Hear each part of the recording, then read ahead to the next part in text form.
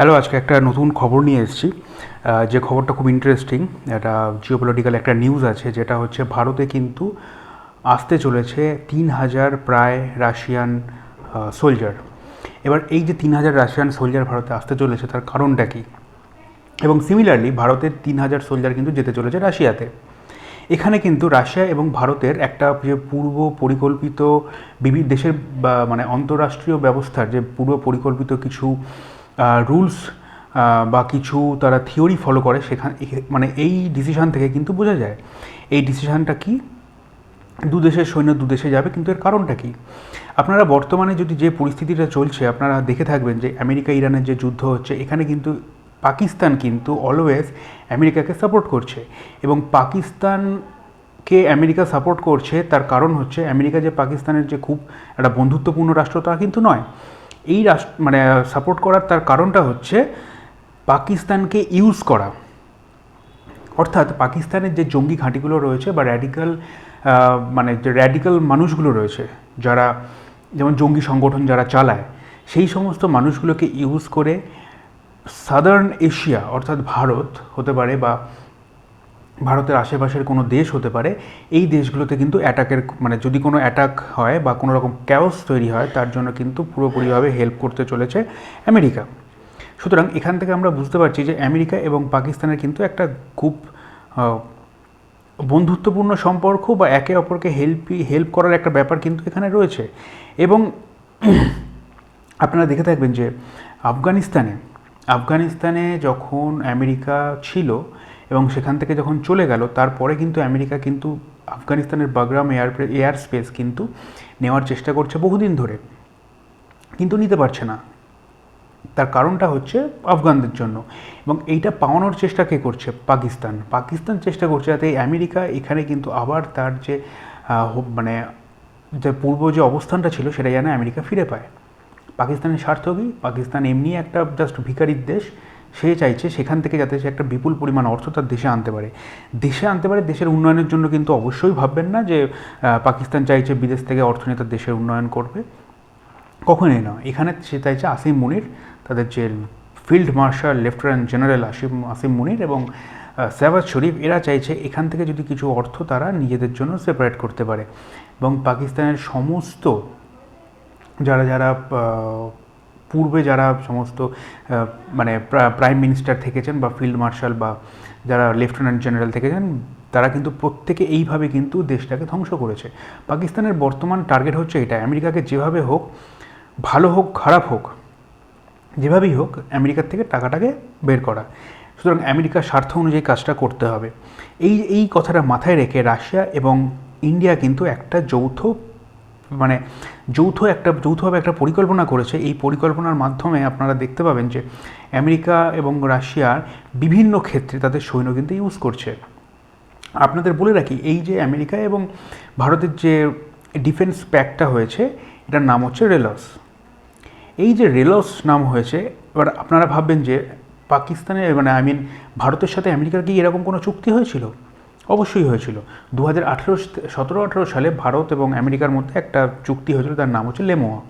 এই লেমোয়ার চুক্তির অর্থ ছিল, মানে এই যে চুক্তিটার উদ্দেশ্য ছিল আমেরিকা যখন ভারত এর আশেপাশে অর্থাৎ ভারত মহাসাগর থেকে শুরু করে বিভিন্ন দেশে যখন আসা যাওয়া করবে, মানে আমেরিকা থেকে ভারতের ডিস্টেন্স অনেকটা বেশি, সেই সময় যাতে আমেরিকা তার শিপগুলোকে, নাভাল শিপ হতে পারে বা যে কোনো কার্গো শিপ হতে পারে, সেটা যাতে ভারতে আশ্রয় দেয়।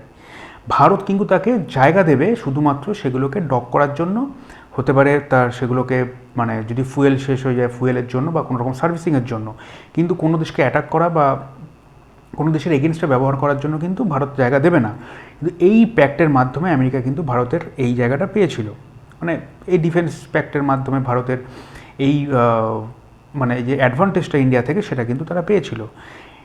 এবার সেটাকে কাউন্টার করার জন্য ইন্ডিয়া কী করলো? রাশিয়ার সাথে এই চুক্তিটা করলো। এর ফলে কি হবে?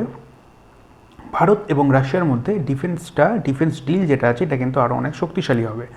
সুতরাং ভারতের ওপর অ্যাটাক মানে বিশ্বের অনেক জায়গায় অনেক রকম নীতি দেখবেন যে এই দেশের ওপর অ্যাটাক মানে ধরে নেওয়া হবে অমুক দেশের ওপর অ্যাটাক। হ্যাঁ, ন্যাটো কান্ট্রিজের কোনো দেশের ওপর অ্যাটাক মানে ধরে নেওয়া হবে ন্যাটো কান্ট্রিজের সমস্ত দেশের ওপর অ্যাটাক। এই ধরনের যে জোক, এটা একটা প্রহসন ছাড়া আর কিচ্ছু না যেটা চলে, কেউ কাউকে হেল্প করে না।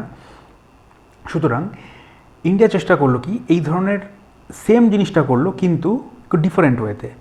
ইন্ডিয়া করলো কি, আমেরিকার সঙ্গে যখন এরম চুক্তি আছে, সুতরাং রাশিয়ার সাথে যদি এরম একটা চুক্তি করে রাখা যায়, তাহলে রাশিয়ার সৈন্য যদি ভারতে থাকে, তাহলে কোনো দেশ কিন্তু ভারতের সাথে এসে কোনো কিছু বা খারাপ কিছু করার মানে খারাপ কিছু করার যে প্রচেষ্টাটা চালাবে সেটা কিন্তু ব্যর্থ হতে পারে। এই জায়গা থেকে কিন্তু ভারত এই কাজটা করে রেখেছে। অপরদিকে রাশিয়াও কিন্তু সেম জায়গা দিতে চলেছে ভারতের 3000 সৈন্যকে। এবার খরচের কথায় আসি। খরচ হচ্ছে, ভারত যদি এই যে বিপুল পরিমাণ রাশিয়ান সৈন্যকে নিজের দেশে যে জায়গা দেবে, এর ফলে রাশিয়াকে তো পেমেন্ট করতে হবে, কারণ তার এত বিপুল পরিমাণ সৈন্য ভারতে জায়গা নিচ্ছে, তাদের খাওয়া খরচ আছে, থাকার খরচ আছে, নানা রকম খরচ আছে। খরচটা দেবে কী করে? খরচটা কিন্তু রাশিয়া কোনো রকম ক্যাশে দিতে পারে বা বার্টার সিস্টেমে দিতে পারে। বার্টার সিস্টেমটা হচ্ছে কোনো জিনিসের বিনিময়। ধরা গেল যে ভারতে এত পরিমাণ সৈন্য রয়েছে, তার জন্য খরচ হলো 1000 কোটি টাকা। তখন রাশিয়া কী করবে? হতে পারে যে বললো যে না, আমি ক্যাশে দিতে পারবো না বা চাইনিজ ইউয়ানে দিতে পারবো না, সেক্ষেত্রে আমার 1000 কোটি টাকার তুমি তেল তোমার দেশে নিতে পারো। এটা হচ্ছে বার্টার সিস্টেম, মানে জিনিসের বদলে জিনিস দেওয়া নেওয়াটাকে বার্টার সিস্টেম বলে। তো এই বার্টার সিস্টেমের মাধ্যমে কিন্তু ভারতকে রাশিয়া পেমেন্ট করতে পারে। এবার রাশিয়া যেটা চাইছে সেটা হচ্ছে, রাশিয়া দেখুন, রাশিয়া যে জায়গাটায় রয়েছে তার আশেপাশে যে দেশগুলো রয়েছে মোটামুটি ন্যাটো কান্ট্রিজ রয়েছে, প্লাস ন্যাটো কান্ট্রিজ রয়েছে, এবং যে দেশগুলো এই ন্যাটো কান্ট্রিজ ছাড়া রয়েছে তার উপর কিন্তু রাশিয়া খুব একটা বেশি ভরসা করে না। সুতরাং রাশিয়া কী চাইছে, ভারত যদি রাশিয়ার উপরের দিকে আর্কটিক সাইডে একটা বেস বানাতে পারে, অর্থাৎ রাশিয়া থেকে বেশ কিছু উত্তরে হচ্ছে নর্থ পোল। এই নর্থ পোলে এখানে কিন্তু বিপুল পরিমাণ বরফ রয়েছে, মানে সেখানে জাহাজ চলাচলের একদমই অনুপযোগী একটা জায়গা। যদি সেই জায়গায় ভারত গিয়ে একটা ঘাঁটি গাড়তে পারে, ঘাঁটি বসাতে পারে। এবার বলছি, যেখানে জাহাজ চলাচল করতে পারে না সেখানে ঘাঁটি কেন বসবে?